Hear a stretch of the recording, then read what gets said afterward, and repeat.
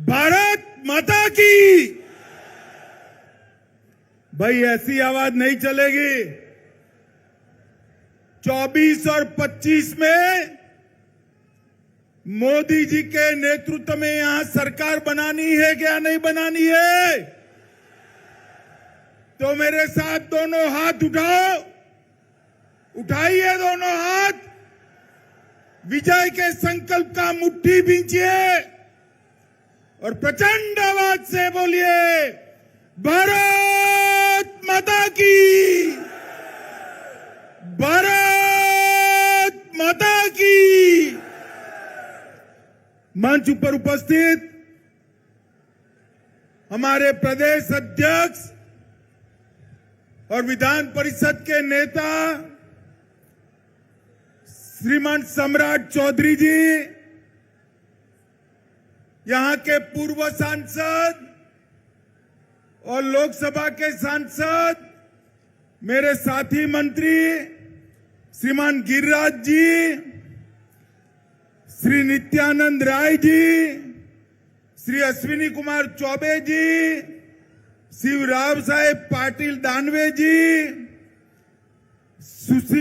Sushil Modi ji, doctor Sanjay Jaiswal जी, प्रतिपक्ष के नेता भाई विजय कुमार सिन्हा जी, हमारे वरिष्ठ सांसद राधा मोहन बाबू जी, श्री हरीश द्विवेदी जी, श्री शंभू शरण पटेल जी, श्री राकेश सिन्हा जी, श्री विवेक ठाकुर जी, भिखुभाई दलसानिया जी, सुनील ओझा जी, नागेंद्र जी, तार किशोर प्रसाद जी, बहन रेणु देवी जी, श्रीमान प्रेम कुमार जी, श्री नंद किशोर यादव जी, श्री मंगल पांडे जी, श्री शहनवाज हुसैन जी, श्री राजेंद्र गुप्ता जी, और आज नवादा की इस पावन भूमि पर आए हुए प्यारे भाइयों, बहनों, माताओं और मेरे जिगर के टुकड़े जैसे युवा मित्रों, आप सभी को नमस्कार। मित्रों, आज नवादा की ये ऐतिहासिक भूमि पर जिस प्रकार से जर्रे जर्रे पर आप लोग दिखाई पड़ते हैं, ये बताता है कि 2024 में फिर से एक बार मोदी जी बिहार में सभी की सभी सीटें जीतने जा रहे हैं। माताओं, भाइयों, बहनों, आज मैं लोकसभा प्रवास के तहत नवादा आया हूं।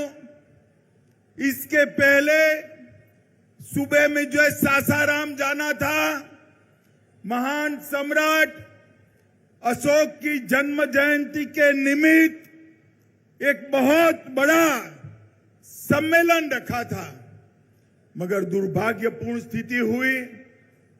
सासाराम में लोग मारे जा रहे हैं, गोलियां चल रही है, टीयर गैस छूट रहे हैं। मैं वहां नहीं जा पाया। मैं सासाराम की जनता का यहीं से क्षमा मांगना चाहता हूं और मैं कहना चाहता हूं, मैं सासाराम जरूर आऊंगा। मेरे अगले दौरे में सासाराम में ही महान सम्राट अशोक की स्मृति में एक सम्मेलन करने का काम हम करेंगे। भाइयों और बहनों, बिहार में मैं ईश्वर से कामना करता हूं कि बिहार में जल्दी से शांति की स्थापना हो। सरकार को कहने का कोई मतलब नहीं है। मैंने सुबह गवर्नर साहब को फोन किया तो लल्लन सिंह जी बुरा मान गए कि आप क्यों बिहार की चिंता करते हो। अरे भाई, मैं देश का गृह मंत्री हूं। बिहार की कानून और व्यवस्था भी ये देश का एक हिस्सा है। आप नहीं संभाल सकते इसलिए हम चिंता कर रहे हैं। और मित्रों, जिस प्रकार की व्यवस्था यहां पर शासन में बनी है, मुझे बताइए, जिस सरकार में जंगल राज के प्रणेता लालू प्रसाद यादव की पार्टी उपस्थित हो, वो सरकार बिहार में शांति ला सकती है क्या? बताइए, ला सकती है? ला सकती है? नीतीश बाबू, सत्ता की भूख ने आपको लालू प्रसाद यादव जी की गोदी में बैठने के लिए मजबूर कर दिया। हमारी कोई मजबूरी नहीं है। बिहार की जनता के बीच में जाएंगे, जन जन को जागरूक करेंगे और ये महागठबंधन की सरकार को उखाड़ कर फेंक देंगे। मित्रों, मैंने ऐसी स्वार्थी सरकार नहीं जब देखी है। एक व्यक्ति को, बैठ जाओ भैया, बैठ जाओ। एक व्यक्ति को प्रधानमंत्री बनना है और लालू जी के बेटे को मुख्यमंत्री बनना है। इसमें बिहार की जनता को पीस रहे हैं। मैं आज लालू जी को भी कहने आया हूं, लालू जी, नीतीश बाबू को आप जानते हो, प्रधानमंत्री वो बनने से रहे, वहां जगह खाली नहीं है। देश की जनता ने तय किया है, तीसरी बार भी नरेंद्र मोदी जी प्रधानमंत्री बनने वाले हैं। और अगर मोदी जी प्रधानमंत्री बने तो नीतीश बाबू कभी आपके बेटे को मुख्यमंत्री नहीं बनाएंगे। आप भी गलतफहमी में हो, नीतीश जी भी गलतफहमी में है, मगर बिहार की जनता गलतफहमी में नहीं है।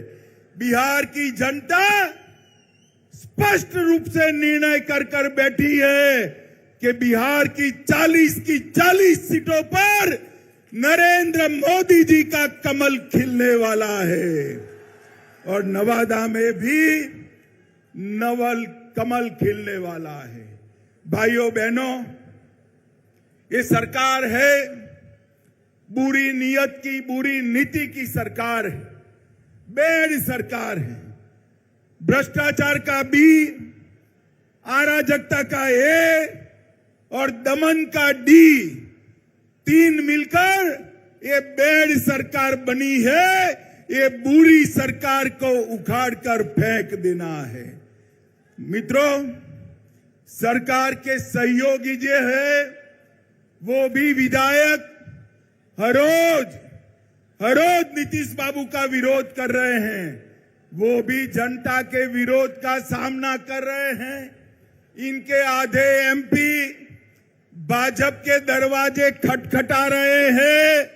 और मैं एक बात स्पष्ट कर देता हूं, किसी के मन में ये संशय हो कि चुनाव के परिणामों के बाद नीतीश बाबू को फिर से भाजपा एनडीए में लेगी, तो मैं बिहार की जनता को स्पष्ट कह देना चाहता हूं और लल्लन बाबू को भी स्पष्ट कहना चाहता हूं, आप लोगों के लिए भाजपा के दरवाजे हमेशा के लिए बंद हो चुके हैं। माताओं, भाइयों, बहनों,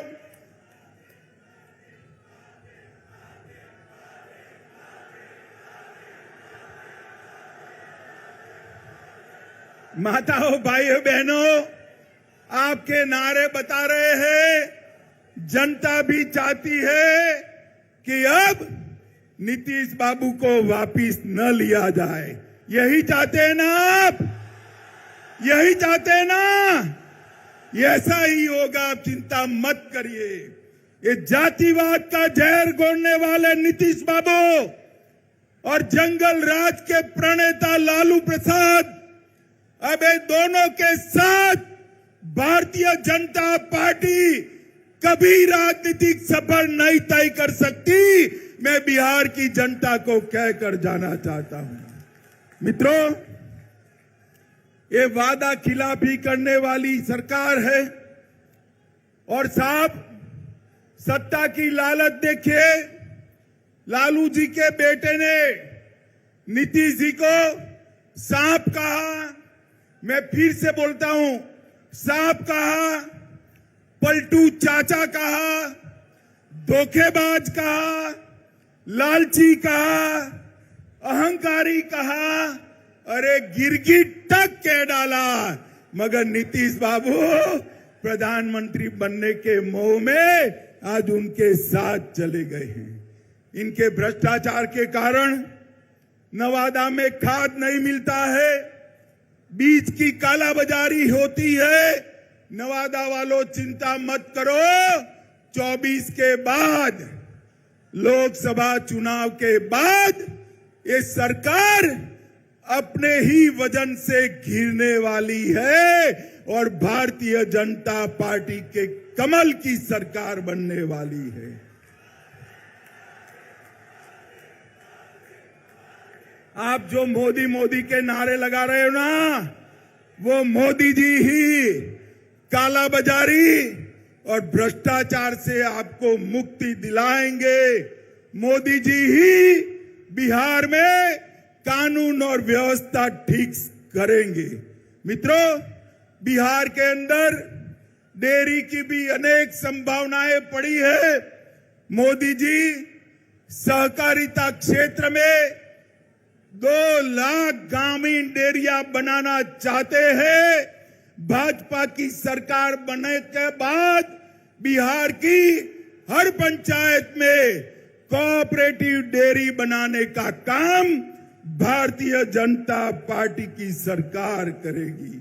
मित्रों, मोदी जी ने ये नवादा के विकास के लिए ढेर सारे काम करे हैं। किऊल नवादा गया रेल लाइन 1292 करोड़ में इसका दोहरीकरण और इलेक्ट्रिफिकेशन किया। वारिसलिंगगंज विधानसभा में नया रेलवे ओवरब्रिज बनाया। बख्तियारपुर से रजौली 4 लेन रोड निर्माण कार्य चल रहा है।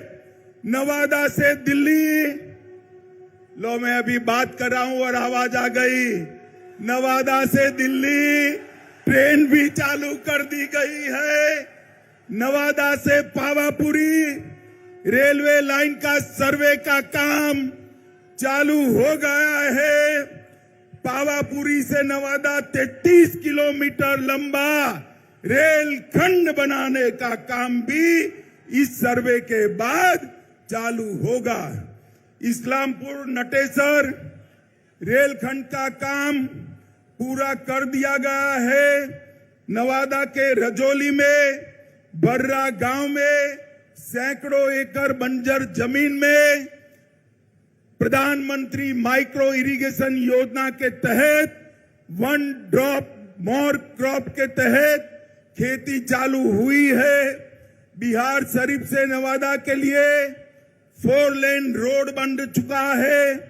नवादा के वारसलीगंज में 132/33 किलोवाट का नया विद्युत सबस्टेशन और ट्रांसमिशन लाइन डाल दिया गया है।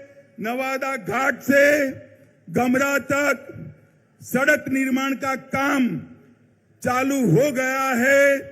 नवादा के रजौली में 2000 मेगावाट परमाणु क्षमता विद्युत उत्पादन की योजना बन चुकी है। और इसके साथ मैं आज नीतीश बाबू को पूछना चाहता हूं, नीतीश बाबू, आपके जीवन में आपने कई पार्टियां बदली है, कई लोगों को धोखा दिया है, मगर एक बार जिस यूपीए में आप गए हो, लालू प्रसाद जी के साथ गए हो, इसने बिहार को क्या दिया बताइए।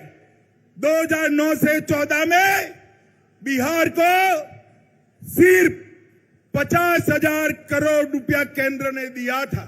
कितना दिया था मित्रों? 50,000 करोड़ और 14 से 19 में मोदी जी ने 50,000 से बढ़ाकर 1,09,000 करोड़ बिहार को देने का काम किया है।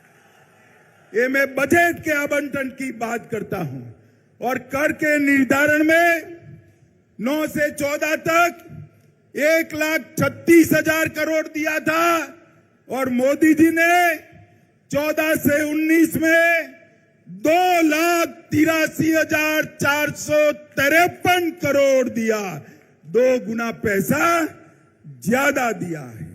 मित्रों, प्रधानमंत्री गरीब कल्याण योजना के तहत बिहार में 8 करोड़ 70 लाख लाभुकों को 2 साल से मुफ्त अनाज दिया जा रहा है। हर महीने 4.25 लाख मैट्रिक टन अनाज बिहार के गरीबों को मोदी जी मुफ्त में दे रहे हैं, मुफ्त में दे रहे हैं। माताओं, भाइयों, बहनों, बिहार में 85 लाख किसानों को हर साल 6,000 रुपया देने का काम हो रहा है। 1.1 करोड़ 10 लाख माताएं बहनें जोर से ताली बजाए। 1 करोड़ 10 लाख माताओं को गैस का सिलेंडर देने का काम नरेंद्र मोदी जी ने किया है। आयुष्मान भारत योजना के तहत 85 लाख लोगों को मुफ्त इलाज की व्यवस्था की है। लगभग प्रधानमंत्री आवास योजना के तहत 40 लाख लोगों को आवास देने की योजना बनी है। 1 करोड़ 61 लाख शौचालय बना चुके हैं। 1.5 करोड़ आवास में नल से जल पहुंचाने का काम ये भारतीय जनता पार्टी की सरकार ने किया है। और मित्रों, मोदी जी ने देश को सुरक्षित करने का काम किया है। मुझे बताओ नवादा वालों, ये कश्मीर हमारा है या नहीं है?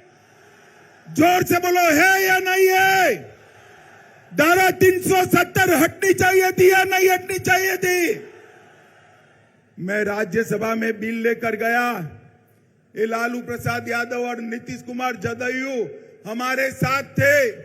जदयू वाले फिर भी विरोध किया और कहने लगे मत हटाइए, मत हटाइए। ये तुष्टीकरण की राजनीति के कारण आतंकवाद चलता था। मोदी जी ने 5 अगस्त 2019 को धारा 370 हटाकर कश्मीर को हमेशा के लिए भारत के साथ जोड़ दिया। माताओं, भाइयों, बहनों, मुझे बताओ, अयोध्या में श्री राम का मंदिर बनना चाहिए या नहीं बनना चाहिए? अरे अंत तक बोलिए, बनना चाहिए या नहीं बनना चाहिए? ये कांग्रेस, जदयू, आरजेडी, ममता, डीएमके सब इसका विरोध करते थे। मोदी जी ने एक दिन सुबह राम मंदिर का शिलान्यास कर दिया और आसमान से भी ऊंचा राम मंदिर बनने की शुरुआत हो गई है। मित्रों, शुरुआत हो गई। मोदी जी ने हमारी सांस्कृतिक धरोहर का ही पुनर्निर्माण का काम किया है और आज समग्र बिहार चिंता कर रहा है। बिहार के बिहार शरीफ में आग लगी है, सासाराम में आग लगी है। बिहार शरीफ नालंदा तो नजदीकी है। चिंता हो रही सबको। मैं आपको कहता हूं, 24 में मोदी जी को पूर्ण बहुमत दीजिए, 40 में 40 सीटें और 25 में भाजपा की सरकार बनाइए। ये दंगा करने वालों को उल्टा लटका कर सीधा करने का काम ये भारतीय जनता पार्टी करेगी। हम तुष्टीकरण में नहीं मानते, हम वोट बैंक की राजनीति नहीं करते हैं। हमारे शासन में दंगे नहीं होते हैं। माताओं, भाइयों, बहनों, इतनी बड़ी संख्या में जहां तक नजर जाए भीड़ ही भीड़ दिखाई पड़ती है। मुझे बताइए, बिहार की 40 सीटें मोदी जी को देंगे क्या? सुनाई नहीं पड़ता है मोदी जी को दिल्ली में? जोर से बोलिए, देंगे क्या? हर सीट पर कमल खिलाएंगे, मोदी जी को फिर से प्रधानमंत्री बनाएंगे, 2025 में पूर्ण बहुमत की भाजपा सरकार लाएंगे। तो मेरे साथ दोनों हाथ उठाइए, विजय के संकल्प की मुट्ठी बीचे और प्रचंड आवाज से बोलिए, भारत माता की, भारत माता की, भारत माता की, वंदे वंदे वंदे।